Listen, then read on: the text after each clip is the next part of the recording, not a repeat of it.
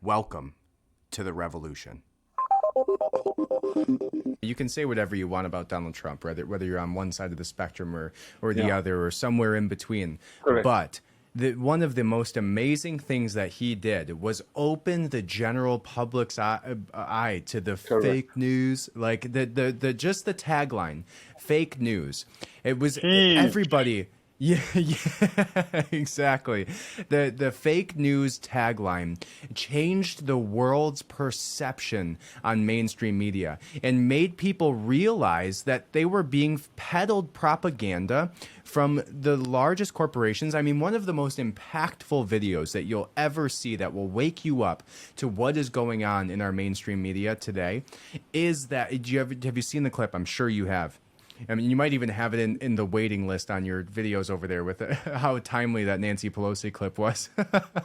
But where all of them, where there was 150 different news people saying the same exact thing at the same exact time in this ordered list of different companies and individuals say word for word the same exact thing. And how many people woke up to that because of Donald Trump, right? Because he came out and talked about the fake news. CNN is plummeting, right? They just fired basically everybody that they have on staff, hoping to bring some legitimacy back to their brand. The CNN Plus, even Fox News is getting it, right? Fox News, a lot of people have moved away from believing in Fox News.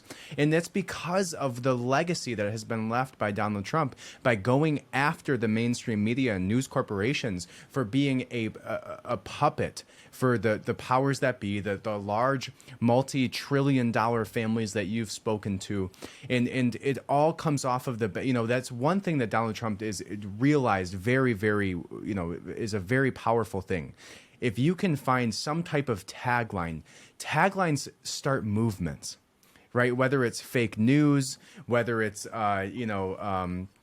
the Biden crime family, whatever it is, there's these short one-off punchy little taglines that he came up with had so much impact in the movements that were created. But I believe that the best thing that Donald Trump did was wake up not even just the Republican side, not even the centrist side, but obviously with CNN even, we see that he woke up the liberal side of things to what is going on in our mainstream media today, because not anybody under 70 years old does not believe what they've seen at face value now. And so you're exactly right. That's why they're going to podcasts. That's why they're going to social media. And the podcast is such an awesome medium to be able to do these types of conversations with, because it doesn't have that linchpin, that algorithm, that shadow banning aspect to it. Whatever audience you have, they're going to hear you, and they're going to hear a long form conversation like this. And if you have a 30-second clip, and a lot of my stuff is promoted through 1-minute reels and TikToks and that type of thing, you can't do it justice in the same way that me and you sitting down having an hour conversation at this point has. It's just so impactful, and it allows people to unpack things in a way that you never would have had, right? Even Tucker Carlson has a 25-minute probably piece on throughout the night. You just cannot go into that much detail the same way that you can in the podcast format. And lucky for us, it popped off right at the right time, right as mainstream media was being, just completely just being obliterated by the general public, waking up to the idea that these things that they're saying should not be taken at face value. At the very least, should not be taken at face value and warrant extra steps, if not just bluntly not believing a word that comes out of their mouth. 100%. I couldn't have said it better. And that's why I thank God for your podcast, Red Pill Revolution, Austin, because you're doing a godsend. I mean, for people to come on your show, like myself, especially myself, who is exposing this genocide of the modern era. I mean, when this comes out, to realize what the CCP has done to the Falun Gong practitioners, also known as Falun Dafa practitioners, people are going to be godsmacked. It's been so hidden, so demonized, so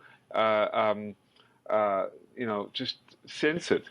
Stifled, yeah, in every aspect, right? And even somebody like me who's in the game, right? I'm constantly looking for articles, constantly reading on these things that I find to be interesting, and in the same world of like questioning the mainstream narratives, and it's what this show is entirely about.